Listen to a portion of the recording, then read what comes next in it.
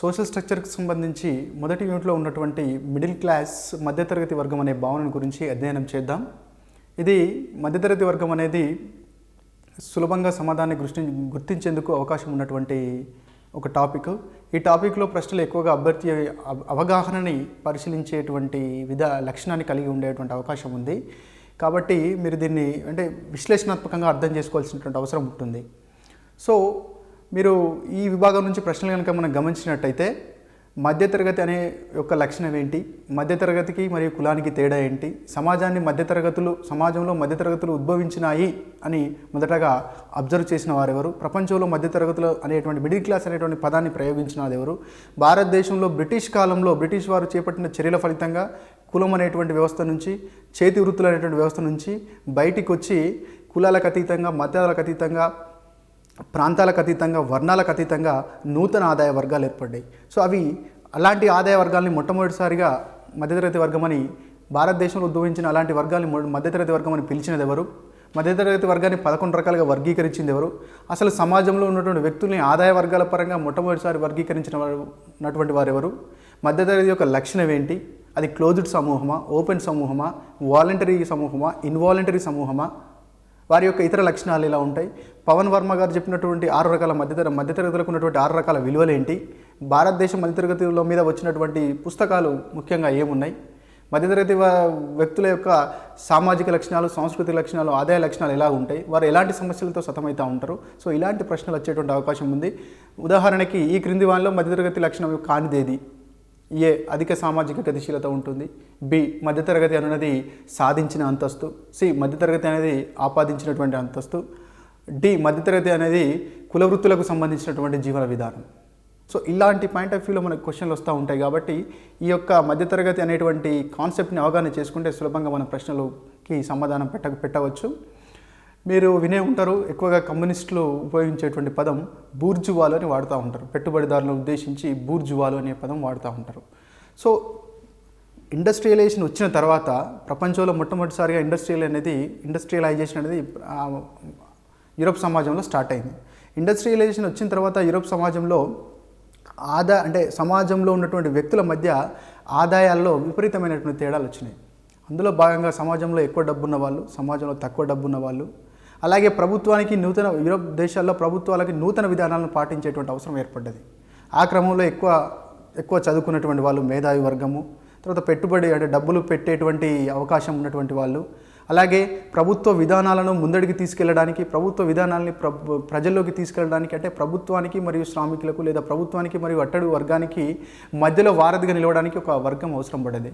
ఆ వర్గాన్నే యూరోప్లో ఈ ఆదాయాలు అధికంగా ఉండి, నిమ్న వర్గాలతో పోల్చినప్పుడు ఆదాయాలు అధికంగా ఉండి, అటు ప్రభుత్వాలకి మరియు ప్రభుత్వం రూపొందించే విధానాలకి కింది స్థాయి వర్గ ప్రజలకి మధ్యవర్తిత్వం వహించేటువంటి ఆదాయ వర్గాలనే స్టిఫెన్సన్ అన్నతడు మధ్యతరగతి వర్గం అనేటువంటి భావనతో, మిడిల్ క్లాస్ అనేటువంటి భావనతో పిలవడం జరిగింది. కాబట్టి మిడిల్ క్లాస్ అనేటువంటి భావన యూరోప్లో పుట్టింది. దాన్ని మొదటిసారిగా వారిని మిడిల్ క్లాస్ అని స్టిఫెన్సన్ అన్నతడు పిలవడం జరిగింది. సో ముఖ్యంగా యూరోప్లో మధ్యతరగతి వర్గాన్ని బూజ్వాజీస్ అంటే జనరల్గా సాధారణంగా బూర్జువాలని మన ఇండియాలో అంటాము. కాకపోతే యూరోప్లో బూజ్వాజీస్ అనేటువంటి పదాన్ని ఉపయోగించి పిలవడం జరిగింది. ఇలా యూరోప్లో పారిశ్రామిక కాలంలో నూతనంగా ఆవిర్భవించినటువంటి బూజ్వాజీస్ ఇటు శ్రామికులకు లేదా నిమ్న స్థాయిలో ఉన్నటువంటి ప్రజలకి, అలాగే ప్రభుత్వాన్ని నడిపించేటువంటి ప్రభుత్వానికి మధ్యలో ఒక వర్గంగా తయారై వీళ్ళిద్దరి మధ్య కోఆర్డినేట్ చేసేటువంటి లక్షణాన్ని కలిగి ఉండేవారు. ప్రభుత్వం అయితే ఏం చేద్దాం అనుకుంటుందో ఆ విధానాన్ని వీరి ద్వారా ముందడికి తీసుకెళ్లేటువంటి వారనమాట. సో కాబట్టి ఇక్కడ ఏమి అర్థం చేసుకోవాలి, మనకి మధ్యతరగతి వర్గం అనేది ఆదాయాన్ని ఆధారంగా చేసుకొని వచ్చింది. పారిశ్రామిక సమాజం రావడంతో మధ్యతరగతి వర్గం అనేది వచ్చింది. నిమ్న స్థాయి వర్గాలు, సమాజంలో ఆదాయం పరంగా కింది స్థాయిలో ఉన్నటువంటి వర్గాలని మేనేజ్ చేయడం కోసం ప్రభుత్వం వారిని ఉపయోగించింది. ఈ భావనను మనం స్థూలంగా అర్థం చేసుకోవాలంటే ప్రభుత్వ చేతిలో ఉన్నటువంటి విద్యాధికారులు, ఉన్నతమైన వృత్తులు పాటించేటువంటి మోడర్న్ వృత్తులు పాటించేటువంటి వారు, పెట్టుబడిదారులు, ఈ కోణంలో యూరోప్లో ఉద్భవించినటువంటి వాళ్ళని మధ్యతరగతులుగా స్టిఫెన్సన్ పిలవడం జరిగింది. స్టిఫెన్సన్ కంటే ముందే లింట్ అండ్ వార్నర్ అనేటువంటి శాస్త్రవేత్తలు origin of middle class in India అనేటువంటి పాయింట్ ఆఫ్ వ్యూలో మనం చూసే ముందు, దానికంటే ముందు the Indian middle class and their growth in modern times అనేటువంటి పుస్తకాన్ని వివి మిశ్రా గారు రాయడం జరిగింది. The Indian middle class and their growth in modern times.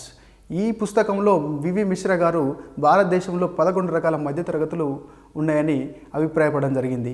అలాగే లింట్ అండ్ వార్నర్ అనేటువంటి శాస్త్రవేత్తలు the life of modern communities అనేటువంటి పుస్తకంలో పుస్తకంలో మధ్యతరగతుల్ని 3 రకాలుగా వర్గీకరించిండు. ఒకటి upper middle class, middle class, lower middle class. Upper క్లాస్లో middle upper class, upper class, lower upper class. అలాగే మిడిల్ క్లాస్లో lower middle class, middle class, upper middle class.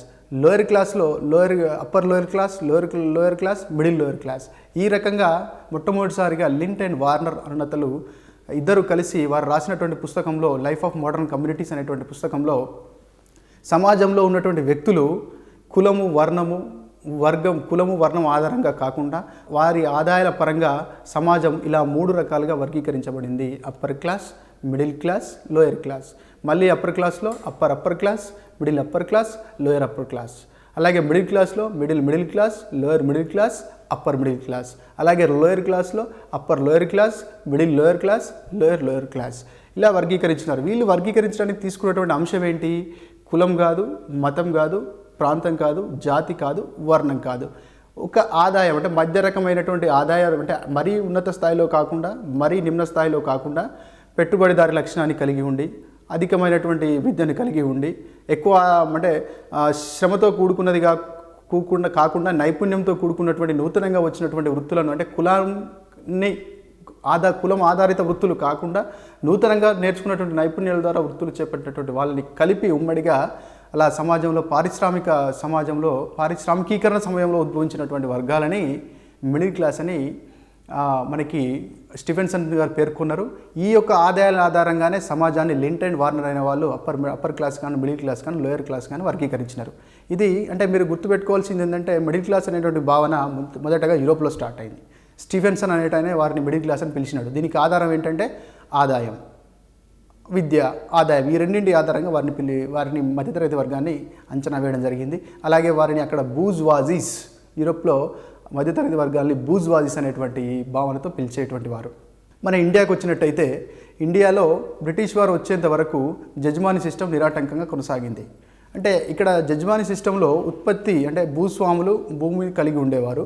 వారికి సేవలు అందించేటువంటి కులాలు ఉండేవి. వారిని ప్రజా లేదా కామిన్ అనేవారు. వీరు తమ కులాల ఆధారంగా వారి యొక్క కుల వృత్తులను పాటించేవారు. విద్య చదువుకుని గుమస్తా అవ్వడం, లేకపోతే చదువుకుని డాక్టర్ అవ్వడం, చదువుకుని ఒక లెక్చరర్ అవ్వడం, ఇలాంటి కాన్సెప్ట్ కాకుండా ఏ క్యాస్ట్లో జన్మిస్తే ఆ క్యాస్ట్ని పాటించేటువంటి ఆచారం వచ్చింది. అలా గ్రామాలు స్వయం స్వావలంబత్వంతో కూడి ఉండేవి. ఎప్పుడు జజ్మానీ వ్యవస్థ భారతదేశంలో ఉన్నప్పుడు అప్పుడు ప్రతి గ్రామం స్వయం పోషకంగా ఉండేది. ఇది బాగానే ఉంది. కానీ దీనికి మరో కోణం ఆలోచించినట్టయితే భూస్వాములు ఎప్పుడు భూస్వాములుగానే ఉన్నారు. అంటే ఆర్థిక సంపదలు అధికంగా ఉన్న వాళ్ళు ఎప్పుడు ఆర్థిక సేవలను పొందే కులాలుగానే ఉన్నారు.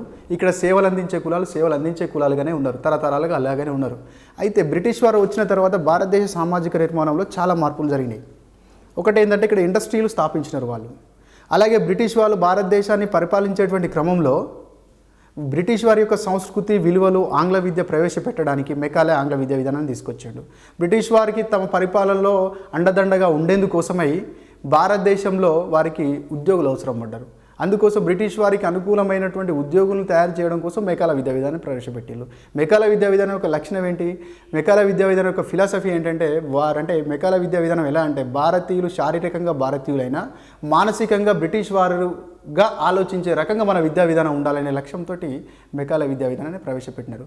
సో ఆ క్రమంలో ఏమైందంటే భారతదేశంలో బ్రిటిష్ వారు దీర్ఘకాలం పరిపాలించినప్పుడు పారిశ్రామికీకరణ వచ్చింది. పారిశ్రామికీకరణ స్టార్ట్ అయింది. చిన్నగా పరిశ్రమలు పెట్టడం స్టార్ట్ అయింది. చిన్నగా అంటే ప్రైమరీ స్టేజ్లో పారిశ్రామికీకరణ స్టార్ట్ అయింది. పరిశ్రమలు పెట్టినప్పుడు ఏమైంది? పరిశ్రమల్లో పనిచేయడానికి వాళ్ళకి వర్క్ ఫోర్స్ అవసరమైంది. ఆ లేబర్ ఎక్కడి నుంచి తీసుకొచ్చినారు? భారతదేశంలో ఉండే వాళ్ళే లేబర్గా కావాలి. ఎందుకంటే ఇంగ్లాండ్ నుంచి తీసుకొచ్చి ఇక్కడ పని చేయించలేరు. వాళ్ళ దగ్గర అంతమంది మనుషులు కూడా లేరు, జనాభా కూడా లేదు. కాబట్టి భారతదేశంలో బ్రిటిష్ వారు పరిశ్రమలు స్థాపించడం వల్ల ఆ పరిశ్రమలో పనిచేయడానికి లేబర్ అవసరం పడ్డాడు, గుమస్తా అవసరం పడ్డాడు, సూపర్వైజర్ అవసరం పడ్డాడు. సో వీళ్ళందరూ ఏమైంది? ఇది కులం ఆధారంగా కాకుండా నైపుణ్యం ఆధారంగా, విద్య ఆధారంగా వాళ్ళందరూ జజ్మాని వ్యవస్థ నుంచి బయటకు వచ్చి అంటే కుల వృత్తుల నుంచి బయటకు వచ్చి ఇండస్ట్రీలో పనిచేయడం మొదలుపెట్టినారు. సో ఈ రకంగా కుల వృత్తులతో సంబంధం లేకుండా, కులంతో సంబంధం లేకుండా, వర్ణంతో సంబంధం లేకుండా, ప్రాంతంతో సంబంధం లేకుండా భారతదేశంలో బ్రిటిష్ వారు చేపట్టినటువంటి ఈ కార్యక్రమాల వల్ల, పారిశ్రామికీకరణ వల్ల, విద్య వల్ల, అలాగే స్వతంత్రం వచ్చిన తర్వాత భూ సంస్కరణల వల్ల, భూదానోద్యమం వల్ల ఏమైందంటే కుల వృత్తులు వదిలేసి ఒక ఆదాయంనే ఆధారంగా ఇచ్చేటువంటి వృత్తులే చేసుకోవడం జరిగింది. సో ఇలా భారతదేశంలో ఆధునిక విద్యను నేర్చుకొని, వేరే దేశాలకు పోయి విద్యను నేర్చుకొని, నూతన విలువలు సంపాదించుకొని, కులంతో సంబంధం లేకుండా ఏర్పడ్డటువంటి ఒక వర్గాన్నే మధ్యతరగతి, భారతదేశంలో మధ్యతరగతి వర్గం అని చెప్పేసి అరవింద్ ఘోష్ అనేటువంటి బెంగాల్కు చెందినటువంటి జాతీయవాది అరవింద్ ఘోష్ ఇలా బ్రిటిష్ పరిపాలన కాలంలో భారతదేశంలో ఆవిర్భవించినటువంటి నూతన వర్గాన్ని, నూతన సామాజిక వర్గం, కులానికి సంబంధం లేదు, మతానికి సంబంధం లేదు, ప్రాంతానికి సంబంధం లేదు, కేవలం ఆదాయాల ఆధారంగా, నాలెడ్జ్ ఆధారంగా, స్కిల్ ఆధారంగా ఏర్పడినటువంటి వర్గాన్ని మధ్యతరగతి వర్గం అని అరవింద్ ఘోష్ గారు పిలిచినారు. ప్రపంచవ్యాప్తంగా స్టీవెన్సన్ ఆ పదాన్ని ఉపయోగిస్తే భారతదేశ సమాజాన్ని ఉద్దేశించి మాత్రం అరవింద్ ఘోష్ గారు ఆ పదాన్ని ఉపయోగించడం జరిగింది. అంటే భారతదేశంలో ఇలా పురాతన కాలంలో లేనటువంటి పారిశ్రామిక వర్గం, మధ్యతరగతి వర్గం ఎందుకు భారతదేశంలో ఎప్పుడు స్టార్ట్ అయిందంటే క్వశ్చన్ పడవచ్చు. భారతదేశంలో మధ్యతరగతి వర్గం అనే భావన ఎప్పుడు ఉద్భవించింది? బ్రిటిష్ వారి పరిపాలన కాలంలో. ఎందుకు ఆవిర్భవించిందంటే బ్రిటిష్ వారు భారతీయులు పరిపాలించాలి కాబట్టి వాళ్ళకి అవసరమైనటువంటి అధికార గణాన్ని తయారు చేసుకున్నారు. వాళ్ళు ఒక మధ్యతరగతి వర్గం. బ్రిటిష్ వారు పరిశ్రమలు స్థాపించి పరిశ్రమలో పనిచేయడానికి కుల వృత్తులతో సంబంధం లేని వ్యక్తులని అభివృద్ధి చేసుకున్నారు. వారు ఒక పారిశ్రామిక వర్గం. సో ఇలా మధ్యతరగతి వర్గం భారతదేశంలో స్టార్ట్ అవ్వగానే జడ్జిమానీ సిస్టమ్ తగ్గిపోయింది. ఇక్కడ మధ్యతరగతి వర్గం అనేటువంటి కాన్సెప్ట్ బాగా పెరిగిపోయింది. సో ఇలా బ్రిటిష్ వారి కాలంలో పరిపాలనేటువంటి మధ్యతరగతి వర్గం తర్వాత అంటే మొట్టమొదటిసారి దీన్ని మనం అర్థం చేసుకోవచ్చు. మొట్టమొదటిసారిగా భారతదేశంలో మధ్యతరగతి వర్గం ఏ రంగంలో ఏర్పడింది? పారిశ్రామిక రంగంలో ఏర్పడింది. పరిశ్రమలు పెట్టినారు, వృత్తులు వదిలేసి కులంతో సంబంధం లేనటువంటి వర్గం తయారైంది, ఆదాయంతో సంబంధం ఉన్నవి, అదే పారిశ్రామిక మధ్యతరగతి వర్గం. తర్వాత పారిశ్రామిక మధ్యతరగతి వర్గం భారతదేశంలో ఉద్భవించిన తర్వాత హరిత విప్లవం తర్వాత వ్యవసాయ రంగంలో మధ్యతరగతి వర్గం తయారైంది. వ్యవసాయ రంగంలో హరిత విప్లవం వచ్చిన తర్వాత అంటే భూమిలో అంటే సాంద్రత వ్యవసాయం చేసినప్పుడు అత్యధిక పంటలు తీసుకోవడం వల్ల దానివల్ల ఆదాయాలు పెరిగేసి మధ్యతరగతి వర్గం వచ్చింది. భూ సంస్కరణల వల్ల కూడా వ్యవసాయ రంగంలో మధ్యతరగతి వర్గం వచ్చింది. అంటే కులానికి సంబంధం లేకుండా భూమి లేని వాళ్ళకి భూమి చేయడం జరిగింది. అలాంటప్పుడు నిమ్న కులాల వాళ్ళు కూడా, నిమ్న కులాలుగా భావింపబడుతున్న వాళ్ళు కూడా ఏం చేసింది? వాళ్ళ యొక్క వృత్తులను వదిలేసి వ్యవసాయం చేసుకోవడం మొదలుపెట్టిన అలా వ్యవసాయ రంగంలో మధ్యతరగతి వర్గం వచ్చింది. వ్యవసాయ రంగంలో మధ్యతరగతి వర్గం అత్యధికంగా పంజాబ్, హర్యానా అంటే ఎక్కడైతే హరిత విప్లవం బాగా సక్సెస్ అయిందో అక్కడ మధ్యతరగతి వర్గం ఏర్పడింది. దక్షిణ భారతదేశంలో లింగాయతులు, మన ఆంధ్రప్రదేశ్లో తీసుకుంటే కమ్మ, రెడ్డి, కాపు వీళ్ళందరూ కూడా మధ్యతరగతి వర్గంగా ఎదగడానికి వ్యవసాయ రంగం బాగా దోహదపడింది. సో ఇలా బ్రిటిష్ వారి కాలంలో పారిశ్రామిక ఫలితంగా, విద్య ఫలితంగా, ఇలాంటి సామాజిక నిర్మాణంలో వచ్చినటువంటి మార్పుల ఫలితంగా కులం అనేటువంటి కాన్సెప్ట్తో సంబంధం లేకుండా, మతం అనేటువంటి కాన్సెప్ట్తో సంబంధం లేకుండా ఏర్పడినటువంటి మధ్యతరగతి వర్గం యొక్క లక్షణాలు ఏంటి? ఆ లక్షణాల మీద మనకు క్వశ్చన్స్ పడేటువంటి అవకాశం ఉంది. మధ్యతరగతి వర్గం లక్షణాలు మనం కులం యొక్క లక్షణాలతో కంపేర్ చేసుకొని మనం ఈజీగా అవగాహన చేసుకోవచ్చు. కులం అనేది విశ్వవ్యాప్తమైంది కాదు, కులం అనేది భారతదేశానికి మాత్రమే సంబంధమైంది. అలాగే మధ్యతరగతి వర్గం అనేది మాత్రం విశ్వవ్యాప్తమైంది. ప్రతి దేశంలో కూడా మధ్యతరగతి వర్గం ఉంది. అలా యూరోప్లో మొదలు స్టార్ట్ అయింది, మన ఇండియాలో తర్వాత స్టార్ట్ అయింది. ఇప్పుడు అన్ని రకాల దేశాల్లో మధ్యతరగతి వర్గం అనేది స్టార్ట్ అయింది. కులం అనేది ఒక క్లోజ్డ్ గ్రూప్. కుల సభ్యత్వం అందరికీ రాదు. ఆ కులంలో జన్మించిన వారికి మాత్రమే కుల సభ్యం అవుతుంది. కానీ మధ్యతరగతి వర్గంలో సభ్యత్వం అన్ని కులాల వాళ్ళకు ఉంటుంది. దానికి కులం అనేది ప్రాతిపదిక కాదు. కులం అనేది ప్రాతిపదిక కాదు. ఎవరు ఇప్పుడు ఫర్ ఎగ్జాంపుల్ పవన్ కే వర్మ గారు ఏం చెప్పినారు? 20,000 నుంచి భారతదేశంలో పవన్ కే వర్మ అనేటువంటి శాస్త్రవేత్త మధ్యతరగతుల మీద చాలా పరిశోధన నిర్వహించినారు. అతని యొక్క అభిప్రాయంలో 20,000 నుంచి ₹1,00,000 ఆదాయం, నెలకి 20,000 నుంచి ₹1,00,000 ఆదాయం ఉన్నటువంటి ప్రతి వ్యక్తి మధ్యతరగతి వ్యక్తే. అంటే ఇక్కడ క్రైటీరియా ఏం తీసుకున్నాము? ఇన్కమ్ లెవెల్స్ తీసుకున్నాము. అంటే ఇక్కడ వర్ణంతో కానీ కులంతో కానీ సంబంధం లేదు. అంటే 20,000 పైన 20,000 నుంచి ₹1,00,000 మధ్య సంపాదించే వాళ్ళందరూ కూడా మధ్యతరగతి వర్గంగా పవన్ వర్మ గారు అభిప్రాయపడినారు. దాని అర్థం ఏంటి? అది ఓపెన్ గ్రూప్. 20,000 ఇవాళ నువ్వు సంపాదిస్తే మధ్యతరగతి వర్గంగా జాయిన్ అవుతావు. అంటే ఇక్కడ కులం అనేది క్లోజ్డ్ గ్రూప్ అయితే మధ్యతరగతి వర్గం అనేది ఓపెన్ గ్రూప్. కులం అనేది వ్యక్తికి ఏమిస్తుంది? ఒక కులంలో జన్మించినప్పుడు ఒక వ్యక్తికి సమాజం ఒక హోదాని ఇస్తుంది, అంటే ఆపాదిస్తుంది సమాజం. ఎక్స్ అనే కులంలో పుట్టినా కాబట్టి నీ స్టేటస్ ఇంత, వై అనే కులంలో పుట్టినా కాబట్టి నీ స్టేటస్ ఇంత. అంటే ఇది సమాజం ఆ వ్యక్తికి ఆపాదించినటువంటి అంతస్తు. కానీ మధ్యతరగతి వర్గం ఎలాంటి అంతస్తు ఇస్తుంది వ్యక్తికి? అంటే ఇలా నిమ్న స్థాయిలో ఉన్నటువంటి వాడు రేపేంటి మధ్యతరగతి వర్గంలోకి వెళ్ళిపోతాడు. అంటే అది సాధించిన అంతస్తు ఇస్తుంది.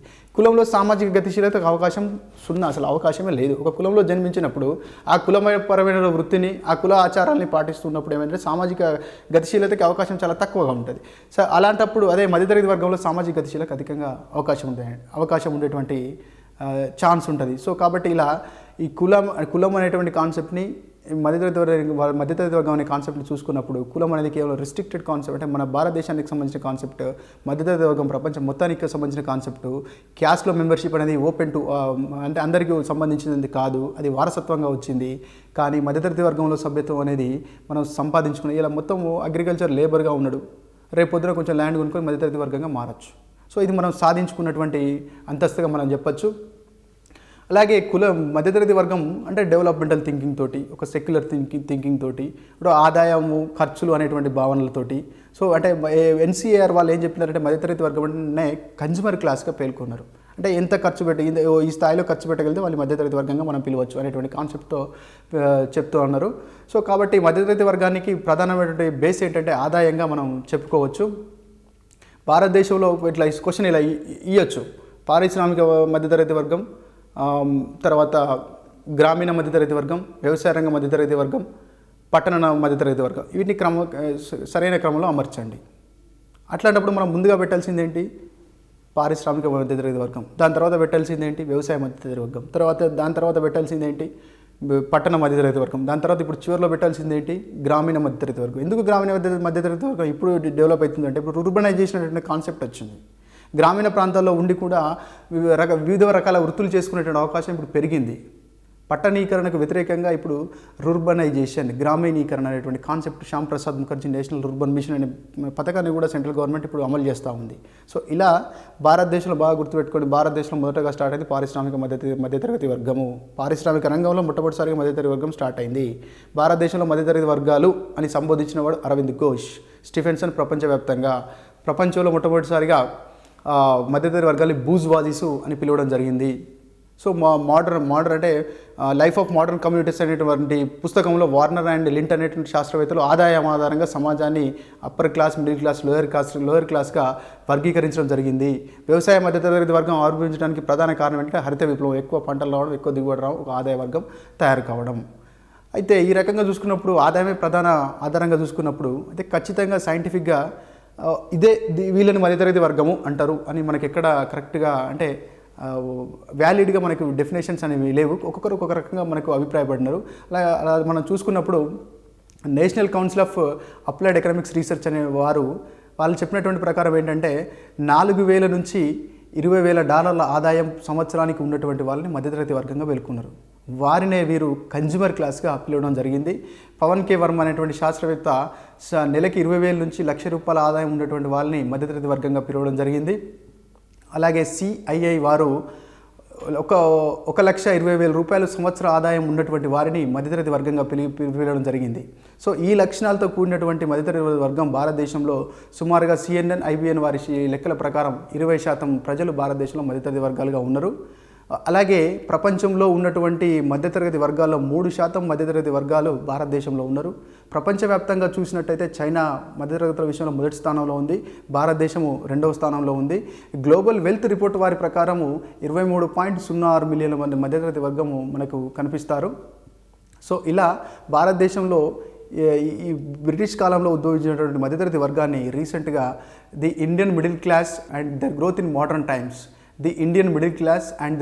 మోడర్న్ టైమ్స్ అనేటువంటి పుస్తకంలో ప్రొఫెసర్ వివి మిశ్రా గారు వారిని 11 రకాలుగా వర్గీకరించడం జరిగింది. అంటే చదువుకున్న మేధావులు, పారిశ్రామిక మధ్యతరగతి వర్గాలు, పట్టణ మధ్యతరగతి వర్గాలు, గ్రామీణ మధ్యతరగతి వర్గాలు, వ్యవసాయ మధ్యతరగతి వర్గాలు, వ్యాపార మధ్యతరగతి వర్గాలు, అధికార మధ్యతరగతి వర్గాలు, వృత్తిపరమైన మధ్యతరగతి వర్గాలు, కళారంగానికి సంబంధించినటువంటి మధ్యతరగతి వర్గాలు, లాయర్లు, ఇలా 11 రకాలుగా భారతదేశంలో మధ్యతరగతి వర్గాల్ని మిశ్రా గారు వర్గీకరించడం జరిగింది. ఇక్కడ మీరు గుర్తుపెట్టుకోవాల్సింది ఇక్కడ రావాల్సినటువంటి క్వశ్చన్స్ ఏంటంటే భారతదేశంలో నూతనంగా ఆవిర్భవించినటువంటి వారిని మధ్యతరగతి వర్గాలుగా పిలిచింది ఎవరు? అరవింద్ ఘోష్. ఎవరి కాలంలో భారతదేశంలో మధ్యతరగతి వర్గాలు ఉద్భవించినాయి?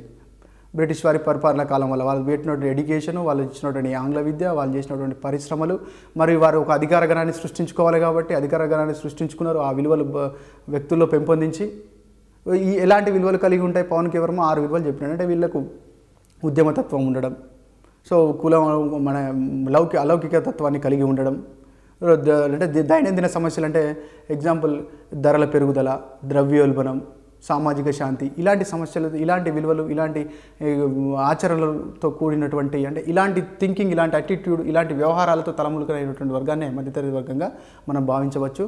సో సింపుల్గా క్వశ్చన్ని చూసిన తర్వాత దాని యొక్క లక్షణం ఇది కులానికి వ్యతిరేకం, అది కులం క్లోజ్డ్ గ్రూప్ అయితే ఇది ఓపెన్ గ్రూప్, అది ఆపాదిత అంతస్తు అయితే ఇది సాధించిన అంతస్తు. అక్కడ లిమిటెడ్ నంబర్ అంటే కులం అనేది లిమిటెడ్ అంటే నంబర్ అనేది కులంలో లిమిటెడ్గా ఉంటుంది, అంటే వారసత్వంగా వచ్చిన వాళ్ళు అందులో ఉంటారు. కానీ మిడిల్ క్లాస్లో నంబర్ ఎంతైనా ఉండొచ్చు, ఇంకా పెరగచ్చు. ఆదాయ మార్గాలు పెరిగినప్పుడు అంటే ₹1,00,000 ఇన్కమ్, 1,20,000 నుంచి ₹1,00,000 ఇన్కమ్ ఉన్న వాళ్ళందరూ మిడిల్ క్లాస్ అని మనం అనుకుంటే రేపు పొద్దున ఇంకా పెరగచ్చు. భారతదేశంలో గ్రోత్ రేట్ ఎక్కువైపోయి ఆ సంపద అందరికీ సమానంగా పంచబడి వాళ్ళు ఇంకా పెరగచ్చు.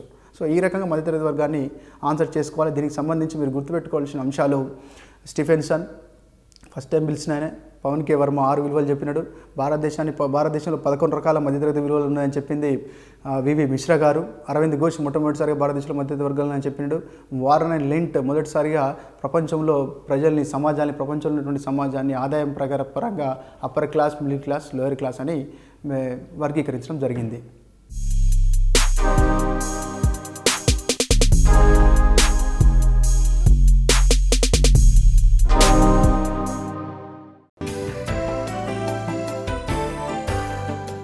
సోషల్ ఎక్స్క్లూజన్ అండ్ సోషల్ ఇన్ఈక్వాలిటీకి సంబంధించిన అభ్యసనం చేద్దాం.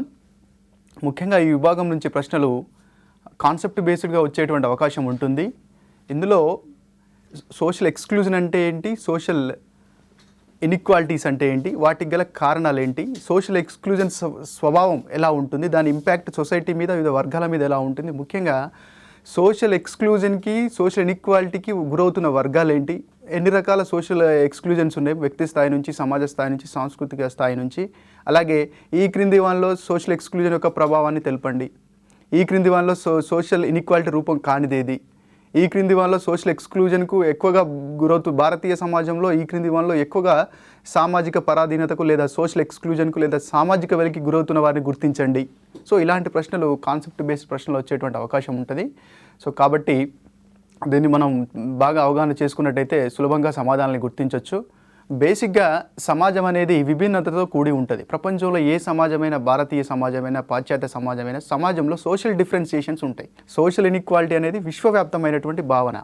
మనం దీన్ని ఎలా అర్థం చేసుకోవాలంటే, సమాజంలో ఉమ్మడిగా కొంతమంది వ్యక్తులకు మిగతా వ్యక్తులతో పోల్చి చూసినప్పుడు ఆదాయంలో, అధికారంలో, భాగస్వామ్యంలో, సాంస్కృతికంగా, వనరుల వినియోగంలో, ఇలా అన్ని రకాల అవకాశాలలో సమానత్వం అందరికీ ఉండకపోవడం.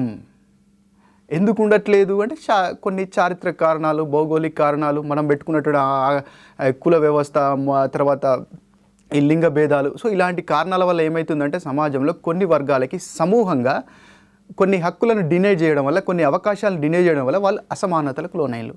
ఇలా సమాజంలో ఉమ్మడిగా గోచరించేటువంటి అసమానతల్ని మనం సామాజిక అసమానతలుగా అర్థం చేసుకోవచ్చు. అయితే ఈ సామాజిక అసమానతల్ని, అంటే సమాజంలో ఓవరాల్గా ఉండేటువంటి అసమానతల్ని రూసో గారు 2 రకాలుగా క్లాసిఫై చేసిండు.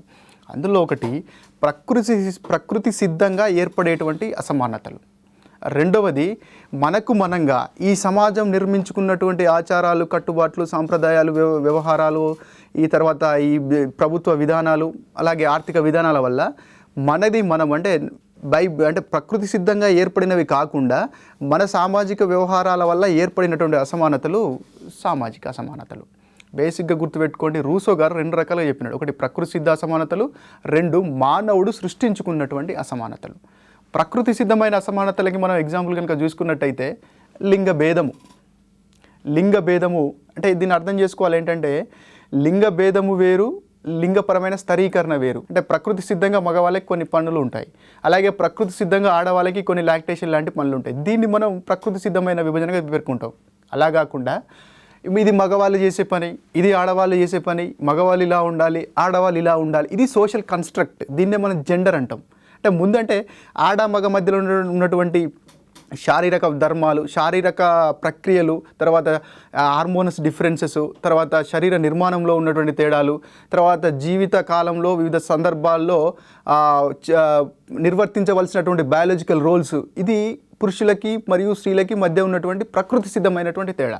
So when comes to social inequality, ఇక్కడ ఏమవుతుంది, సమాజం నువ్వు స్త్రీ కాబట్టి ఇలా ఉండాలి, పురుషుడు కాబట్టి ఇలా ఉండాలి, పురుషుడు పెత్తనం చెలాయించాలి, స్త్రీ ద్వితీయ స్థానంలో ఉండాలి, స్త్రీ పురుషుని మీద డిపెండ్ అయి ఉండాలి, ఇంటి దగ్గరే పనిచేయాలి. సో ఇలాంటివన్నీ కూడా మన సొసైటీ క్రియేట్ చేసుకున్నది, దీన్ని జెండర్ అంటాం. సో కాబట్టి సమాజంలో ఎత్తులో తేడా, వర్ణంలో తేడా, జన్యుపరమైనటువంటి తేడాలు, నాలెడ్జ్లో బై బర్త్గా ఉన్నటువంటి తర్వాత ఐక్యూలో ఉన్నటువంటి తేడా. సో ఇలాంటివన్నీ కూడా ప్రకృతి సిద్ధంగా వచ్చేటువంటి అసమానతలు. కానీ ఈ ప్రకృతి సిద్ధమైనటువంటి వచ్చేటువంటి అసమానతలకు అతీతంగా సమాజంలో కొన్ని సాంప్రదాయాలు, అలవాట్లు, ఆచారాలు, కట్టుబాట్లు ఇవన్నీ తీసుకొని వచ్చి కొంతమంది వర్గాలకి ఉమ్మడిగా సమాజంలో అవకాశాలు లేకుండా చేయడం వల్ల ఏర్పడేటువంటి ఒక సామాజిక సమస్య, సామాజిక రుగ్మతే సోషల్ ఇన్ఈక్వాలిటీ. సింపుల్గా చెప్పాలనుకుంటే సమాజంలో, మన ఇండియన్ సమాజంలో సోషల్ ఇన్ఈక్వాలిటీస్కి సంబంధించి చూసినట్టయితే దళితులు, బలహీన వర్గాలు, ఓబీసీలు, కొద్ది ప్రాంతాల్లో మైనారిటీలు, స్త్రీలు, డిజబుల్ పర్సన్స్, గ్రామీణ ప్రాంతాల వారు, అగ్రికల్చర్ సెక్టార్లో ఉన్నటువంటి వాళ్ళు, ఈ తర్వాత అనార్గనైజ్డ్ సెక్టార్లో పనిచేసేటువంటి లేబర్స్, వీళ్ళందరికీ కూడా ఏంటంటే సమాజంలో కులపరమైనటువంటి కట్టుబాట్లు, ఆచరణల వల్ల అసమానతలకు గురైన వారు దళితులు, ఓబీసీలు. సో లింగపరమైనటువంటి పాత్రలు, లింగపరమైనటువంటి ఐడియల్స్, సో ఇలాంటివన్నీ జెండర్ బేస్డ్గా సొసైటీ కన్స్ట్రక్ట్ చేసింది కాబట్టి స్త్రీలు అసమానతకు గురైనరు. అలాగే డిజబుల్ పర్సన్స్కి అవకాశాలు సరిగా రాక వాళ్ళు అసమానతకు గురైనరు. ఎల్జీబీటీ కమ్యూనిటీ లాంటి వాళ్ళు ఏంటి, వాళ్ళకి ఎల్జీబీటీ వాళ్ళ మీద ఒక రకమైన అటిట్యూడ్ ఉంటుంది సమాజానికి. ఎల్జీబీటీ కమ్యూనిటీ అంటే lesbians, gays, transgenders, bisexuals. So వాళ్ళకి ఉద్యోగాలు ఇవ్వకపోవడం, వాళ్ళని చీదరించుకోవడం, హేళన చేయడం, అంటే వాళ్ళకి అవకాశాలు దొరకకపోవడం వల్ల కొన్ని విచక్షణ గురి కావడం వల్ల అసమానతకు లోనైన. సో కాబట్టి ఈ సామాజిక అసమానతలు ప్రపంచవ్యాప్తంగా ఉంటాయి. కాకపోతే ఒక్కొక్క సమాజంలో ఒక్కొక్క రకంగా ఉంటాయి. కానీ లింగపరమైన అసమానత మాత్రం అన్ని అభివృద్ధి చెందిన దేశాల్లో, అభివృద్ధి చెందుతున్న దేశాల్లో, వెనుకబడ్డ దేశాల్లో కూడా ఉంది. అందుకే ఇయాన్ రాబర్ట్సన్ అంటాడు, ప్రపంచ సమాజం మొట్టమొదటిసారిగా లింగపరమైన విభేదీకరణ చెందింది. స్త్రీ మరియు పురుషుడు అనేది ప్రకృతి సిద్ధంగా వేరువేరు లక్షణాలు కలిగి ఉంటారు, ప్రకృతి సిద్ధంగా వేరువేరు ధర్మాలు నిర్వర్తించాలి. కానీ సమాజం ఏం చేసింది, నువ్వు స్త్రీ కాబట్టి ఈ పనులు, నువ్వు పురుషుడు కాబట్టి ఈ పనులు. ఈ స్థరీకరణ, కుల స్థరీకరణ కంటే, జాతిపరమైన స్థరీకరణ కంటే, వర్గపరమైన స్థరీకరణ కంటే మొట్టమొదటిసారిగా లింగపరమైన స్థరీకరణ వచ్చిందని చెప్తాడు ఇయాన్ రాబర్ట్సన్. సో ఇలా మనకి స్థూలంగా చూసుకున్నట్టయితే సమాజానికి సంబంధించినటువంటి సంపద, అధికారము, హోదా, గౌరవం, సమాజంలో ఉత్పత్తి అవుతున్నటువంటి వనరులు, సమాజంలో ఉన్నటువంటి వనరులు, సమాజంలో ఉత్పత్తి ప్రక్రియలో ఉత్పత్తి అయినటువంటి అది జాతీయ ఆదాయమే కావచ్చు, ఉత్పత్తులే కావచ్చు, అంతిమ వస్తువులే కావచ్చు, అందరికీ సమానంగా పంపిణీ కాలేకపోయేటువంటి పరిస్థితినే సామాజిక అసమానతలు అంటాం. గుర్తుపెట్టుకోండి. ఇక్కడ భారతదేశంలో సామాజిక అసమానతలకి ప్రధానం ఏంటంటే కులం, లింగము, ఇప్పుడు చెప్పినట్టుగా gender based discrimination point of వ్యూలో, తర్వాత ఈ వలసగా వచ్చినటువంటి వాళ్ళు. సో ఇలాంటి సెక్షన్స్లో మనకి సామాజిక అసమానతలు క్లియర్గా వాళ్ళు సాంస్కృతికమైన అసమానత అంటే వెనుకబాటు, సామాజిక పరమైన వెనుకబాటు, ఆర్థికపరమైన వెనుకబాటు అనేది స్పష్టంగా మనకి గోచరిస్తుంది. హర్లంబస్ గారు చెప్పినట్టుగా సామాజిక అసమానతల యొక్క ప్రధాన రూపమే సామాజిక స్థరీకరణ అంటాడు. అంటే ఇవి రెండు సామాజిక అసమానతలు ఎందుకు వచ్చినాయంటే నువ్వు ఎక్కువ, నేను తక్కువ, లేకపోతే వీళ్ళు ఫలానా ఏ, బి అనేటువంటి వర్గాలు పై స్థాయిలో ఉంటాయి, బి, సిడి అనేటువంటి వారు కింది స్థాయిలో ఉంటాయి. ఉన్నతమైన వృత్తులు వాళ్ళు చేపట్టాలి, నిమ్నమైన వృత్తులు వీళ్ళు చేపట్టాలి.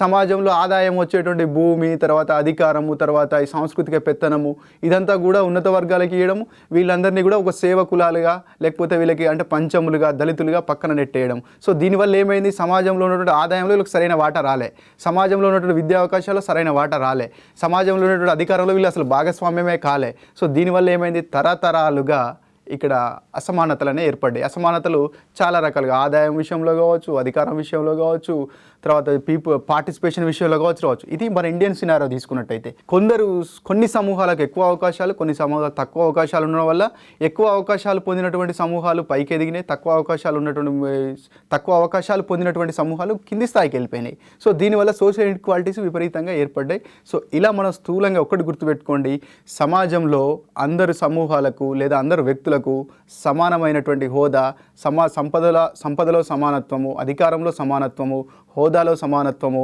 తర్వాత ఆదాయ పంపిణీలో సమానత్వం లేకుండా అసమానతలు ఉమ్మడిగా గోచరించినప్పుడు అటువంటి దాన్ని మనం సామాజిక వెనుకబాటుతనం లేదా సామాజిక అసమానతలు లేదా సోషల్ ఇన్ఈక్వాలిటీస్ అని పిలవడం జరుగుతుంది.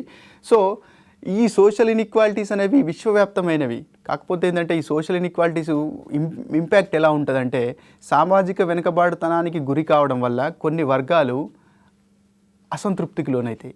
వారి యొక్క అవకాశాలు లేకపోవడం వల్ల వారికి అవకాశాలు లేకపోవడం వల్ల విలువైన మానవ వనరులు మనం కోల్పోతున్నాం. సంక్షేమ రాజ్యంలో వెనుకబాటు సామాజిక అసమానతలు ఉంటే సంక్షేమ రాజ్యానికి అర్థమే లేదు. అందరికీ సమానత్వం రావాలి. రాజ్యాంగం మనం ఏర్పరచుకున్నటువంటి ముఖ్య లక్ష్యం ఏంటి అంటే సంక్షేమ రాజ్యాన్ని స్థాపించడం. ఈ సంక్షేమ రాజ్యాన్ని స్థాపించాలంటే అసమానతలను తొలగించాలి. సంక్షేమ రాజ్యం స్థాపించినప్పుడే అభివృద్ధి అనేది సమానంగా ఉంటుంది. మన దేశ అభివృద్ధికి కావాల్సినటువంటి మానవ వనరులు మనకు వస్తాయి. అలాగే ఈ సామాజిక అసమానతల వల్ల రకరకాల రుగ్మతలు అంటే పేదరికం ఎవరికి ఉంది, అసమానతకు లోన వాళ్ళే ఉంది. వెట్టి చాకరీ ఎవరి పట్ల ఉంది, సామాజిక ఆర్థిక అవకాశాలు పొందలేక సరైన ఆర్థిక వనరులను పొందలేనటువంటి వారిలో వెట్టి చాకరీ ఉంది, పేదరికం ఉంది. తర్వాత వాళ్ళు హ్యూమన్ ట్రాఫికింగ్కి గురవుతున్నారు, బగేల వ్యవస్థకి, పరవర్ధ వ్యవస్థకి లోనవుతూ ఉన్నారు. మీకు తెలుసు ఇప్పుడు ఎక్స్ట్రీమిజం ఉన్నటువంటి ప్రాంతాలు పేదరికం అంటే భూస్వామ్య అంటే భూ పంపిణీ అనేటువంటి పాయింట్తో స్టార్ట్ అయినటువంటి రైతాంగ సాయుధ పోరాటం, తర్వాత కమ్యూనిస్టు పోరాటం పేదరిక వర్గాల్లో ఎందుకుంది, అసమానతలకు లోనైనటువంటి వర్గాల్లో బలంగా ఎందుకుంది? దానికి కారణం ఏంటంటే పేదరికం, సమాజంలో అవకాశాలు వారికి సరిగా కల్పించకూడదు. అంటే సోషల్ ఇంట్రెస్ట్కి ఇది సామాజిక అసమానతలు దారితీస్తాయి. సో కాబట్టి సామాజిక అసమానతల్ని సరిగా అంటే సంక్షేమ పథకాల ద్వారా, ఆదాయం సరిగా పంపిణీ చేయడం ద్వారా, ఆ వెనుక అసమానతలకు తరతరాలుగా అసమానతలకు గురైన వారికి కొంచెం అంటే ప్రత్యేక అవకాశాలు సదుపాయాలు కల్పించడం ద్వారా కొన్ని సంవత్సరాల పాటు అలా ప్రయత్నించినప్పుడు సమానతలను తీసుకురావడానికి అవకాశము అంటే సామాజిక అసమానత యొక్క తీవ్రతను తగ్గించడానికి మనకు అవకాశం ఉంటుంది. సో ఇందులో ఉన్నటువంటి రెండో టాపిక్ ఏంటంటే ఇది మీరు సామాజిక అసమానతలో బాగా గుర్తుపెట్టుకోవాల్సింది అంటే ఫర్ ఎగ్జాంపుల్ ఒక సొసైటీ ఉంది. ఆ సొసైటీలో ఒక్క వ్యక్తి, ఇద్దరు వ్యక్తి అసమానతలకు గురైతే దాన్ని సామాజిక అసమానతనం. పలానా ఎక్స్ అనేటువంటి సామాజిక సమూహం, వై అనేటువంటి సామాజిక సమూహం, పలానా జెడ్ అనేటువంటి కులం అంటే ఉమ్మడిగా చాలామందికి మనకి వెనుకబాటుతనానికి నెట్టేస్తూ వారికి సమాన అవకాశాలు కల్పించినప్పుడు దాన్ని మనం సామాజిక అసమానత అంటాం. ఒకే వ్యక్తి మాత్రమే అసమానత గురించి దాన్ని ఇండివిజువల్ ఇన్ఈక్వాలిటీ అంటాం. అది కాదు ఇక్కడ. అంటే ఉమ్మడిగా పలానా ఎక్స్ అనేటువంటి వాళ్ళందరూ సామాజిక అసమానతకు గురైనారు. స్త్రీలు మొత్తం తరతరాల పాటు సామాజిక అసమానతకు గురైనారు. దళితులు తరతరాల పాటు సామాజిక అసమానతకు గురైనారు. గిరిజనులు తరతరాల పాటు సామాజిక అసమానతకు గురైనారు. డిజబిలిటీ వారికి పీడబ్ల్యూడీ యాక్ట్ 1995 వచ్చే 90 పర్సన్స్ విత్ డిజబిలిటీ యాక్ట్ 1995 అనే చట్టం వచ్చేంతవరకు కూడా వాళ్ళకి బ్యారియర్ ఫ్రీ ఎన్విరాన్మెంట్ లేదు, ఉద్యోగాల్లో అవకాశం లేదు, ఎవరు కూడా ఎంప్లాయ్మెంట్కి తీసుకోలేకపోయినారు. ఎందుకంటే పర్సన్ విత్ డిజబిలిటీకి మనం ఎంప్లాయ్మెంట్ ఇస్తే ముఖ్యంగా ప్రైవేట్ సెక్టార్లో మనకు అనవసరంగా మనం ఖర్చు పెట్టిన వాళ్ళు అవుతాం, ప్రొడక్టివిటీ తగ్గుతుంది. సో ఇలాంటి దృక్పథం ఉండడం వల్ల వాళ్ళు ఏమైంది, ఉద్యోగం లేదు, ఆదాయం లేదు, పేదరికలుగా మారినాడు. అంటే సోషల్ ఇన్ఈక్వాలిటీస్ వల్ల వచ్చేటి ఏంటి, అన్టచబిలిటీ మనకు వస్తుంది, పేదలుగా ఉన్న వాళ్ళకి అవకాశాలు లేక వాళ్ళు నిరుపేదలుగా మారుతూ ఉన్నారు, ఎక్స్ట్రీమిజం స్టార్ట్ అవుతుంది, సోషల్ ఇన్ఈక్వాలిటీ వస్తుంది. ఈ సమాజంలో ద్వితీయ స్థానం స్త్రీలకు ఉన్నాడు. స్త్రీలకు ఆర్థికపరమైన సమానత్వం లేకపోవడం వల్ల పురుషుని మీద డిపెండ్ అవుతుంది. పురుషుని మీద డిపెండ్ కావడం వల్ల వైలెన్స్ ఎక్కువైతుంది. సో ఇలాంటి కారణాలు, ఇలాంటి కాన్సిక్వెన్సెస్ సొసైటీలో సోషల్ ఇన్ఈక్వాలిటీస్ వల్ల రావడం జరుగుతుంది. ఇందులో ఉన్నటువంటి నెక్స్ట్ టాపిక్ సోషల్ ఎక్స్క్లూజన్.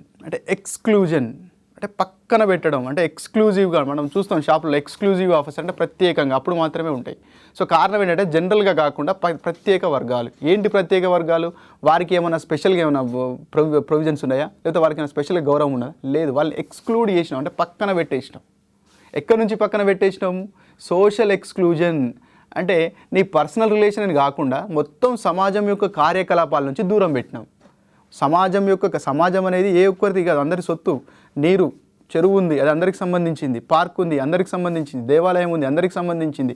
సమాజంలో ఉద్యోగాలు ఉన్నాయి, అందరికి సంబంధించినవి. సమాజంలో విద్యా సంస్థలు ఉన్నాయి, అందరికి సంబంధించినవి. సమాజానికి సంబంధించినటువంటి రకరకాల వృత్తులు ఉన్నాయి, ఎవరైనా చేపట్టవచ్చు, అందరికి సంబంధించింది. కానీ కొన్ని వర్గాల వారిని కొన్ని కారణాల చేత సామాజిక ప్రక్రియలో పాల్గొనకుండా పక్కకు నెట్టేసినాం. ఫర్ ఎగ్జాంపుల్ జెండర్, లింగం, స్త్రీలను కొన్ని సందర్భాల్లో కల్చరల్ యాక్టివిటీస్కి దూరంగా పెట్టడం, ఉద్యోగాలు మీకు అవసరం లేని పెట్టడం, డిజబుల్స్కి ఉద్యోగ అవకాశాలు లేకుండా పక్కన పెట్టడం, ఎల్జీబీటీ కమ్యూనిటీ ఇంతకుముందు చెప్పినట్టుగా lesbians, gays, transgenders and bisexuals వీళ్ళ మీద ఒక రకమైనటువంటి మనకు స్టిగ్మా, డిస్క్రిమినేషన్ చూపెట్టి వీళ్ళకి ఉద్యోగాల అవకాశం ఇవ్వకపోవడం, లేకపోతే ఒక ఇల్లు రెంట్కి ఇవ్వాలంటే కూడా పలానా ఎల్జీబీటీ కమ్యూనిటీ వ్యక్తి కాబట్టి నీకు ఇల్లు రెంట్కి అని చెప్పడం. సో ఇలాంటి కారణాల వల్ల ఏంటంటే సమాజంలో కొనసాగుతున్నటువంటి రకరకాల ఇంటరాక్షన్స్, రకరకాల పరస్పర చర్యల్లో భాగం కానియకపోవడం. అది సాంస్కృతిక పరంగా భాగం కానియకపోవడం, ఆర్థిక పరంగా భాగం కానియకపోవడం, సామాజిక వనరులను ఉపయోగించుకోనియకపోవడం, సమాజంలో అందరు నివసిస్తున్న ప్రదేశాల్లో కాకుండా పక్కన నిలబెట్టి అంటే వెలివాడల సంస్కృతిని పక్కన నెట్టేయడం, నివాసంలో కూడా భాగం కానియకపోవడం. అంటే అందరు నివసించే ప్రదేశంలో నివసించకుండా పక్కన నివసించాలని, ఈ రోడ్డు మీదకి రాకూడదని, ఈ టెంపుల్స్లోకి రాకూడదని, నువ్వు స్కూల్కి రాకూడదని. సో ఇలా సమాజంలో ఉన్నటువంటి రకరకాల ప్రక్రియల నుంచి వ్యక్తుల్ని ఈ సామాజిక ప్రక్రియల నుంచి దూరం చేసి చూసేటువంటి ఒక దుస్సాంప్రదాయాన్ని, ఒక సామాజిక రుగ్మతనే మనం సోషల్ ఎక్స్క్లూజన్ అంటాం. ఈ సోషల్ ఎక్స్క్లూజన్ని సింపుల్గా సింగిల్ లైన్లో అర్థం చేసుకోవాలంటే ఒక్కటే స్టేట్మెంటు: ప్రధాన జీవన స్రవంతికి కొన్ని వర్గాలని ఉద్దేశపూర్వకంగా దూరం పెట్టడం. ప్రధాన జీవన స్రవంతి అంటే ఏమొస్తుంది? మనిషి ఒక్కడు జీవించలేడు, సంఘజీవి చెప్పినాం, అరిస్టాటిల్ చెప్పినట్టుగా సంఘజీవి. సో అంటే మనుషులకు మధ్య ఇంటరాక్షన్స్ ఉంటే ఒకరి అవసరాలు ఇంకోటి తీర్చుకుంటారు. కానీ ఇక్కడ ఏంటంటే వీరు అస్పృశ్యులని, అంటరాని వారని, స్త్రీలని, ఎల్జీబీటీ కమ్యూనిటీకి సంబంధించిన వారని, HIV AIDS వచ్చిన వారని, నీకు లెప్రసీ వచ్చిందని, సో నువ్వు నొమాడిక్ ట్రైబ్ అని, నువ్వు నేర స్వభావం ఉన్నటువంటి తెగవని. సో ఇలాంటి కొన్ని చారిత్రక మరియు సాంస్కృతిక కారణాలతోటి జనాలను చూసినాం. మొన్నటి వరకు కూడా స్త్రీలను టెంపుల్లోకి రానివ్వకపోవడం. So it's a kind of cultural exclusion. స్త్రీలు అయినంత మాత్రాన టెంపుల్కి రావద్దు. అంటే హిందూ సమాజంలో సాంస్కృతిక పరమైనటువంటి కొన్ని టెంపుల్స్లో ఆ సాంప్రదాయం ఇప్పటికీ పాటిస్తూ ఉన్నారు. సో సాంస్కృతిక పరంగా వాళ్ళని పక్కకు నెట్టేయడం. సో నువ్వు పలానా క్యాస్ట్ వాడేవి కాబట్టి నువ్వు ఈ వృత్తి మనం చూస్తూ ఉంటాం పేపర్లో అప్పుడప్పుడు. గ్రామాల్లో మనకి ఈ మధ్యాహ్న భోజన పథకం కింద మనకి కొన్ని సందర్భాల్లో దళితులు ఎక్కడైతే వండి పెడుతున్నారో వాళ్ళని కొన్ని అక్కడక్కడ మేము భోజనం అప్పర్ క్యాస్ట్కి సంబంధించినటువంటి కొందరు ప్రజలు వాళ్ళ పిల్లలు ఆ స్కూల్కి వెళ్ళినప్పుడు మేము ఈ భోజనం చేయం, ఇంటి దగ్గరే భోజనం చేస్తామని, లేకపోతే ట్రైబ్స్కు దళిత్స్కి సంబంధించిన వాళ్ళ భోజనం వండి పెట్టేటువంటి కార్యక్రమం వాళ్ళకి అందకుండా చేయడం. సో ఇలాంటి కార్యక్రమాలు మనకు జరుగుతూ ఉన్నాయి. సో ఇలా ఉద్దేశపూర్వకంగా సమాజంలో ఉన్నటువంటి కొన్ని వర్గాలని పూర్తిగా పక్కన పెట్టడం, అవకాశాలు లేకుండా చేయడం, సామాజిక ప్రక్రియలో భాగం లేకుండా చేయడం, వనరులు వినియోగించకుండా చేయడం, సమాజంలో అందరు నివసించే దగ్గర నివసించకుండా పక్కన పెట్టడం, ఆ వృత్తులు ఫలానా వృత్తి మాత్రమే చేయాలను, ఇది మాత్రమే చేయాలను, చర్మకారుడిగా ఉండాలి. సో ఇలాంటి ఎడబాటుకు పక్కకు నెట్టేయడాన్ని, ఎలినేట్ చేయడాన్ని మనం సామాజిక పరాధీనత లేదా సామాజిక వైనమ్యత లేదా సామాజిక వెలి లేదా సోషల్ ఎక్స్క్లూజన్. నువ్వు ఒక వ్యక్తితో మాట్లాడట్లేదంటే అది నీ పర్సనల్. కానీ ఇక్కడ ఉమ్మడిగా కొంతమంది వ్యక్తులు సమాజంలో ఒక సెక్షను ఇంకొక సెక్షన్ని మొత్తం ఎక్స్క్లూడ్ చేస్తూ ఉంది. సో ఈ సామాజిక వెలికి కారణాలు ఏంటి? మన భారతదేశంలో మళ్ళీ క్యాస్ట్ సిస్టమ్ అంటే జనాలు ఇట్లా సమాజంలో కొంతమంది వర్గాలు ఈ సోషల్ అంటే సమాజం నుంచి ఎక్స్క్లూడ్ చేయడం వల్ల వాళ్ళకి అవకాశాలు రాక అసమానతకు లోనైన్లు, ఈ వెనుకబాటుకు గురైన్లు, నిరక్షరాస్యతకు గురైన్లు, అవగాహన లోపానికి గురైన్లు, వాళ్ళ హక్కులకు భంగం కలుగుతుంది, వాళ్ళ మీద దాడులు జరుగుతూ ఉన్నాయి. తర్వాత వాళ్ళ పోషకాహార లోపాలు తీవ్రంగా ఉన్నాయి, వాళ్ళ తీవ్రమైనటువంటి పేదరికం ఉంది. తరాలుగా 1976 వెట్టి చాకరీ చట్టం వచ్చేంత వరకు, 1975 వెట్టి చాకరీ ఆర్డినెన్స్ వచ్చేంత వరకు, అలాగే SITA చట్టం, ITPA చట్టం వచ్చేంత వరకు, బాల కార్మిక వ్యవస్థ నిర్మూలన 1986 చట్టం వచ్చేంత వరకు కూడా వాళ్ళు వాళ్ళని సొసైటీ నుంచి ఎక్స్క్లూడ్ చేసి సమాజంలో అవకాశాలు కలగకుండా చేయడం వల్ల వాళ్ళ అసమానతలకు లోనే, పేదరికానికి లోనే ఇలాంటి కార్యక్రమాలు, అనైతిక కార్యక్రమాల్లోకి బలవంతంగా నెట్టివేయబడడం, బాల కార్మికులుగా మారడం, విద్యకు దూరంగా ఉండడం, పోషకాహార సమస్యలతో బాధపడడం, విపరీతమైనటువంటి అంటరానితనానికి లోనవ్వడం. సో ఇలాంటి పదాలను, ఇలాంటి కాన్సిక్వెన్సెస్ని వాళ్ళు తరతరాలుగా ఎదుర్కొన్నారు. సో మనకి సంఘ సంస్కర్తలు రాజ్యాంగపరంగా, చట్టపరంగా, లీగల్ పరంగా కొన్ని చట్టాలు తీసుకొని వచ్చి ఆ సోషల్ ఎక్స్క్లూజన్ని, సోషల్ ఇన్ఈక్వాలిటీస్ని, ఈ సోషల్ ఎక్స్క్లూజన్కి ఆధారమైనటువంటి అన్టచబిలిటీ, తర్వాత gender based discrimination, disability based discrimination, LGBT based డిస్క్రిమినేషన్ని తొలగించేటువంటి ప్రయత్నాలు చేస్తున్నాం. ఆయా చట్టాల ప్రకారం వాళ్ళకి హక్కులు కూడా కల్పించడం. ఆ చట్టాలు ఏందో చూద్దాం.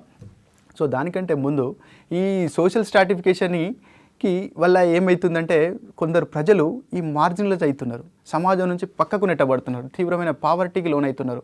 సో ఈ ఇది రకరకాల రూపాల్లో ఉంటుంది సోషల్ ఎక్స్క్లూజన్ అనేది. ఫర్ ఎగ్జాంపుల్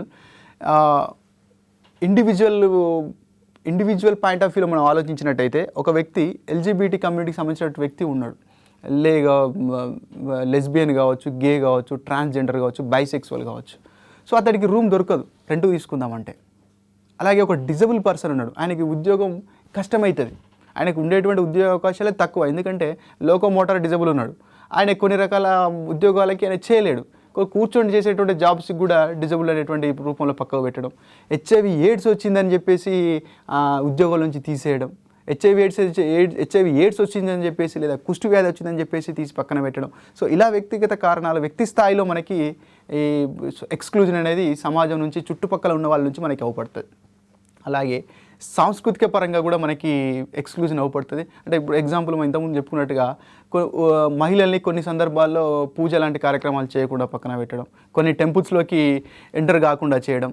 అలాగే అంటే సోషియేటల్ లెవెల్లో, సామాజిక స్థాయిలో ఈ అన్టచబిలిటీ, అస్పృశ్యత, అపార్థిడ్ అంటే జాతి వివక్షత, ఇవన్నీ ఉమ్మడిగా ఒక వర్గం మీద అంటే ఇండివిజువల్ స్థాయిలో, ప్రత్యేకంగా సొసైటీ స్థాయిలో, ఈ కల్చరల్ పాయింట్ ఆఫ్ వ్యూలో, తర్వాత ఫినాన్షియల్ పాయింట్ ఆఫ్ వ్యూలో కూడా, అంటే ఏదైనా ఒక ప్రభుత్వము లేదా రాజ్యము తాను చేస్తున్నటువంటి సంక్షేమ కార్యక్రమాలు లేదా అభివృద్ధి కార్యక్రమాలు లేదా మనకు వచ్చినటువంటి జాతీయ ఆదాయాన్ని అందరికీ సమానంగా పంచేటువంటి విధానాల్లో కొందరు వర్గాలే బాగుపడి ఇంకొందరు వర్గాలు ఇంకొన్ని వర్గాలు ఎలాంటి భాగస్వామ్యాన్ని ఆర్థిక ఫలాల్లో పొందినట్టయితే వాళ్ళు ఫినాన్షియల్గా ఎక్స్క్లూడ్ అయినట్టుగా భావిస్తాం. మనం చూసినాం గ్రామాల్లో మనకి బ్యాంకింగ్ సెక్టర్లో చూసుకుంటే గ్రామీణ ప్రాంతాల ప్రజలకి మనకేంటి అకౌంట్స్ ఉండవు, పట్టణ ప్రాంతాల వరకు అకౌంట్స్ ఉంటాయి. కారణం ఏంటంటే అవకాశాలు తక్కువ ఉన్నాయి. సో వాళ్ళని ఇంక్లూడ్ చేయడానికి, అంటే బ్యాంకింగ్ సిస్టంలో వాళ్ళని ఇంక్లూడ్ చేయడానికి, నేషనల్ ఫినాన్షియల్ సిస్టంలో ఇంక్లూడ్ చేయడానికి జన్ధన్ యోజన పథకం తీసుకొచ్చినాం. సో ఇలా అంటే రకరకాల కారణాల వల్ల సమాజం నుంచి దూరంగా నెట్టివేయబడ్డవారు, వెలివేయబడ్డవారు, వారిని సోషల్లీ ఎక్స్క్లూడెడ్ గ్రూప్స్ అంటారు. ఇలాంటి ప్రాక్టీస్ని మనం సోషల్ ఎక్స్క్లూజన్ అంటాం. సో ఈ సోషల్ ఎక్స్క్లూజన్ అనేటువంటి పదం బేసిక్గా ఫ్రాన్స్లో రిన్ లెనోయిర్ అనేటువంటి సామాజిక శాస్త్రవేత్త మొదటిసారి చెప్పడం జరిగింది. ఈ రిన్ లెనోయిర్ ఫ్రాన్స్లో ఎప్పుడైతే ఈ సోషల్ ఎక్స్క్లూజన్ అనే పదాన్ని వాడినప్పుడు రిన్ లెనోయిర్ ఆయన ఏ పాయింట్ ఆఫ్ వ్యూలో వాడినాడంటే, ఫ్రాన్స్ ప్రభుత్వం చేస్తున్నటువంటి ఈ అభివృద్ధి ఫలాలు లేదా ఆర్థికపరమైనటువంటి పంపిణీ అనేది సమాజంలో కొంతమందికి అందట్లేదు. అంటే సమాజంలో అందరికీ సంబంధించినటువంటి ఉమ్మడి వనరుల ద్వారా ఉత్పత్తి అయినటువంటి ఉత్పత్తిని అందరికీ సమానంగా పంచలేకపోవడం వల్ల కొన్ని సమాజంలో ఫ్రాన్స్ సమాజంలో ఉన్నటువంటి కొన్ని వర్గాలు ఆర్థికపరమైనటువంటి పంపిణీలో భాగస్వామ్యాన్ని పొందలేదు. అలా ఆర్థికపరమైనటువంటి పంపిణీలో భాగస్వామ్యాన్ని పొందలేనటువంటి వర్గాలనే సోషల్లీ ఎక్స్క్లూడెడ్ గ్రూప్ అనేటువంటి పాయింట్ ఆఫ్ వ్యూలో రిన్ లెనోయిర్ ఈ పదాన్ని, సోషల్ ఎక్స్క్లూజన్ అనేటువంటి పదాన్ని మొట్టమొదటిసారిగా వాడినాడు. అయితే ఇది ప్యూర్గా ఎకనామిక్ పాయింట్ ఆఫ్ వ్యూలో వాడినారు ఫ్రాన్స్లో. కానీ మన ఇండియన్ పాయింట్ ఆఫ్ వ్యూకి వచ్చినప్పుడు అది డిఫరెంట్గా అవపడుతుంది. ఇండియన్ పాయింట్ ఆఫ్ వ్యూకి వచ్చినప్పుడు కల్చరల్గా, సోషల్గా అన్టచబిలిటీ ప్రాక్టీస్ చేస్తూ లింగపరమైనటువంటి సెక్సిజం, జెండర్ బయాస్డ్ అటిట్యూడ్ ఉండి, తర్వాత ఈ డిజబుల్స్ పట్ల, అనాథల పట్ల, తర్వాత ఈ నొమాడిక్ ట్రైబ్స్ పట్ల, క్రిమినల్స్ అంటే ఇంతకుముందు నేర స్వభావాన్ని కలిగి ఉన్న తెగలు అంటాం, వాళ్ళని ఎక్స్ క్రిమినల్ ట్రైబ్స్ అంటారు. ఎలా అంటే బ్రిటిష్ పీరియడ్లో ఏం జరిగిందంటే కొన్ని తెగలు, తగ్గులు, తర్వాత స్టువర్టుపురము ఉండేటువంటి కొందరు, సో ఇలాంటి వాళ్ళు సమాజంలో నేరపరమైన కార్యక్రమాలు చేసి తన పొట్టపోసుకునేటువంటి వారు. అప్పుడు బ్రిటిష్ ప్రభుత్వం ఏం చేసింది, వారిని ఎక్కడైనా దొంగతనం జరిగిందనుకోండి స్టువర్టుపురం పోయి తీసుకొచ్చి వాళ్ళని స్టేషన్లో వేయడం. అంటే ఒకప్పుడు ఒక 10 తరాల కింద 5 తరాల కింద వాళ్ళు అలాంటి యాక్టివిటీ చేసినారు. కానీ ఇప్పుడు సమాజ స్రవంతిలో కలిసినారు.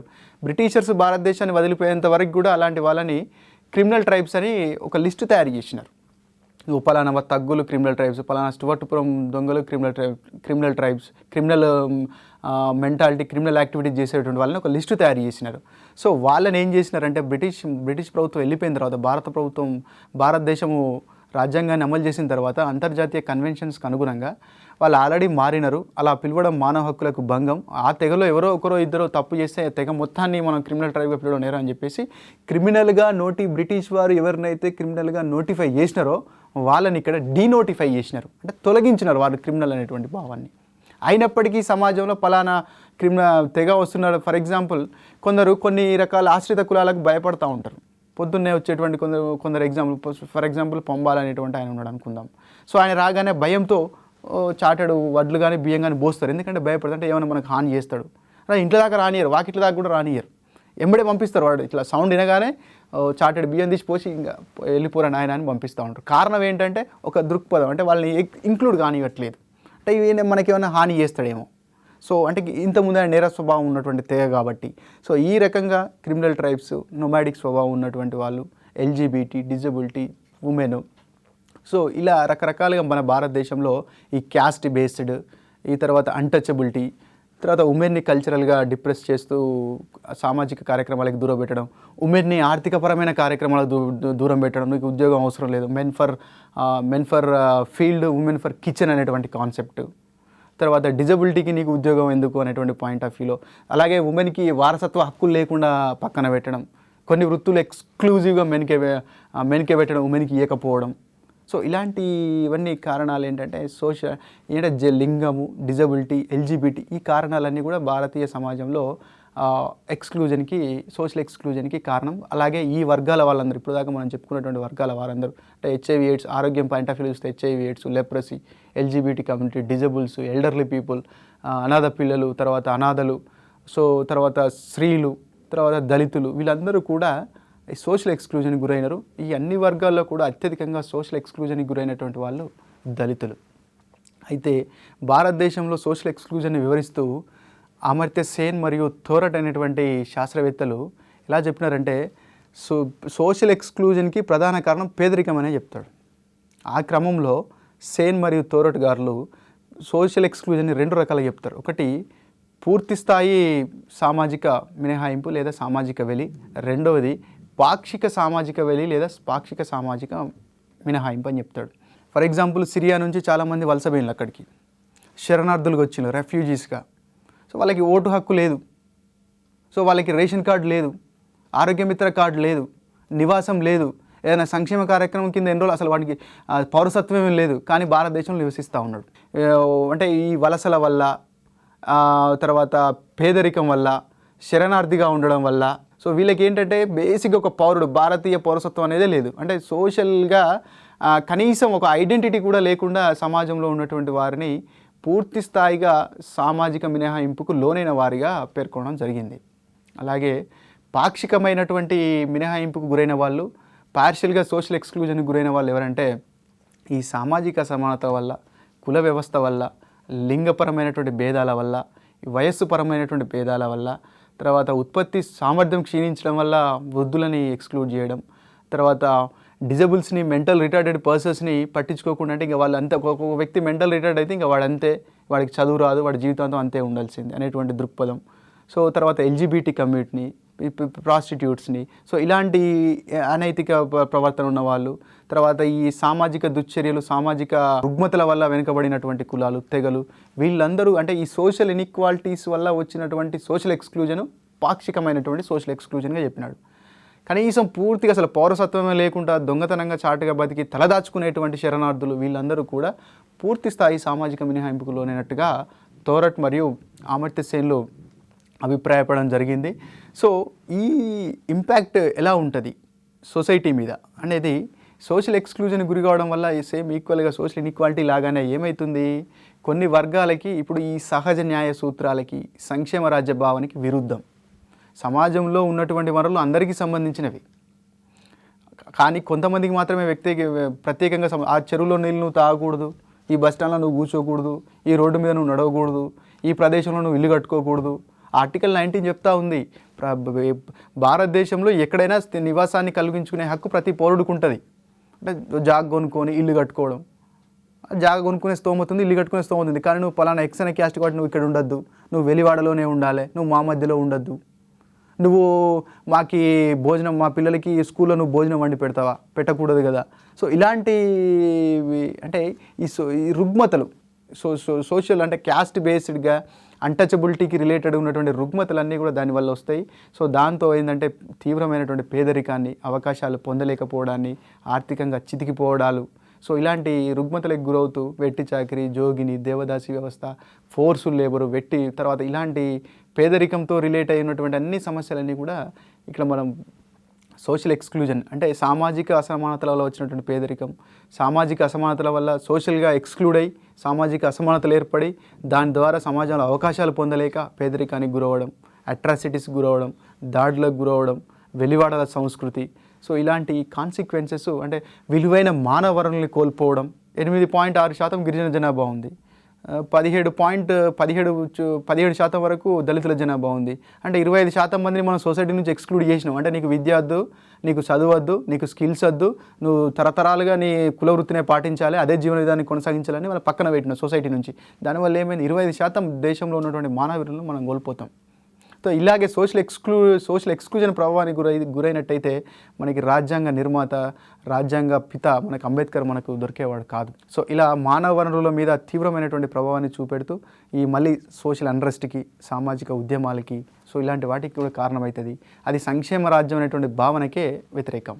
సో ఈ సోషల్ ఇన్ఈక్వాలిటీస్ని తర్వాత సోషల్ ఎక్స్క్లూజన్ అనేటువంటి పాయింట్ ఆఫ్ వ్యూలో మీకు అంటే క్వశ్చన్ వస్తే ఎలా ఉంటుందంటే, ఈ క్రింది వానిలో లింగపరమైన వివక్షతకు గురైన వారు, ఎల్జీబీటీ కమ్యూనిటీ అంటే ఈ క్రింది వానిలో సోషల్ ఎక్స్క్లూజన్కి కారణాంశం కానిదేది, పాక్షిక మినహాయింపు, పూర్తిస్థాయి మినహాయింపు అని చెప్పింది ఎవరు, యూరోప్లో మొదటగా ఈ మినహాయింపు అనేది ఏ పాయింట్ ఆఫ్ వ్యూలో, ఫినాన్షియల్ పాయింట్ ఆఫ్ వ్యూలో వచ్చిందా, సోషల్ పాయింట్ ఆఫ్ వ్యూలో వచ్చిందా, ఇండియాలో ఏ పాయింట్ ఆఫ్ వ్యూలో వచ్చింది, ఈ సొసైటీలో ఉన్నటువంటి ఇన్ఈక్వాలిటీస్ని వర్గీకరించింది ఎవరు, సామాజిక అసమానతలు ఏ రూపంలో గోచరిస్తాయి, కల్చరల్ రూపంలో ఉంటాయి, ఇండివిజువల్ లెవెల్లో ఉంటాయి, సొసైటల్ లెవెల్లో ఉంటాయి, అధికారంలో అంటే పార్టిసిపేషన్లో భాగస్వామ్యం కానియకుండా చేస్తాయి, పార్టిసిపేషన్లో ఇన్ఈక్వాలిటీ ఉంటాయి, ఫినాన్షియల్ ఇన్ఈక్వాలిటీస్ ఉంటాయి, కల్చరల్ ఇన్ఈక్వాలిటీస్ ఉంటాయి. సో ఈ రకరకాలుగా సాంస్కృతిక సామాజికపరమైన ఇన్ఈక్వాలిటీస్ ఉంటాయి. సో ఈ రకంగా ఈ అవకాశాలు పొందలేక హక్కుల ఉల్లంఘన, హక్కుల హననం, అంటే వాళ్ళకి హక్కులు లేకుండా పోవడం, తర్వాత సరియైన పోషకాహారం లేకుండా పోవడం, వాళ్ళకు అంటే తరతరాలుగా పేదరికంతో, తీవ్రమైన పేదరికంతో ఉండడం, తరతరాలుగా అంటే ఒక డిగ్రేడెడ్ వృత్తులనే చేపట్టాలనేటువంటిది, తర్వాత నిరక్షరాస్యత, విద్యకు దూరం కావడం, ప్రజాస్వామ్య ప్రక్రియలో భాగం కాలేకపోవడం, ఓటేయడానికి మాత్రమే పనికొచ్చేటువంటి యంత్రాలుగా మారుతూ అధికారంలో సరైనటువంటి వాటాని పొందలేకపోవడం. సో ఇలాంటి వాటికి గురవుతారు. కాబట్టి వీటిని తీసేయడానికే మనకి రిజర్వేషన్లు, సంక్షేమ పథకాలు, స్పెషల్ స్కూల్స్, తర్వాత ఆర్టికల్ 19 కింద ఆర్టికల్ 15, ఆర్టికల్ 16 మనకి ప్రైమరీ రైట్స్లో కూడా ఈ సోషల్ ఇన్ఈక్వాలిటీస్ని డైరెక్ట్గా, ఇండైరెక్ట్గా సోషల్ ఇన్ఈక్వాలిటీస్ని, సోషల్ ఎక్స్క్లూజన్ని తగ్గించేటువంటి చర్యల్ని చేపట్టడం జరిగింది. కాబట్టి ఈ సెక్షన్ నుంచి మీరు బాగా గుర్తుపెట్టుకోవాల్సింది, ఏ వర్గాలు సోషల్ ఎక్స్క్లూజన్ గురవుతాయి, సామాజిక సమానతలకు కారణం ఏంది, అపార్థిడ్ అంటే ఏంటి, కల్చరల్ ఎక్స్క్లూజన్ అంటే ఏంటి, ఫినాన్షియల్ ఎక్స్క్లూజన్ అంటే ఏంటి. మొన్నటి వరకు కూడా ఎంప్లాయ్మెంట్లో డిజబుల్స్కి ఎంప్లాయ్మెంట్ లేదు. 1995 చట్టం వచ్చేంత వరకు వాళ్ళకి హక్కు లేదు. అంటే ఉద్యోగాల 3% రిజర్వేషన్లు వాళ్ళకి లేవు. మహిళలకు మొన్నటి వరకు సాంస్కృతికంగా మనం చేసేటువంటి, పాటించేటువంటి సాంప్రదాయాల ప్రకారం మహిళ కిచెన్లోనే ఉండాలి అనేటువంటి ఇలా రకరకాల గ్రూపులు సోషల్ ఎక్స్క్లూజన్కి, సోషల్ ఇన్ఈక్వాలిటీస్కి గురైనవిగా మీరు గుర్తుపెట్టుకోవాలి. ఈ సెక్షన్ నుంచి ఖచ్చితంగా కాన్సెప్ట్ బేస్డ్ క్వశ్చన్లే మాత్రమే వస్తాయి. సో దాన్ని జాగ్రత్తగా అభ్యర్థులు గమనించాల్సి ఉంటుంది.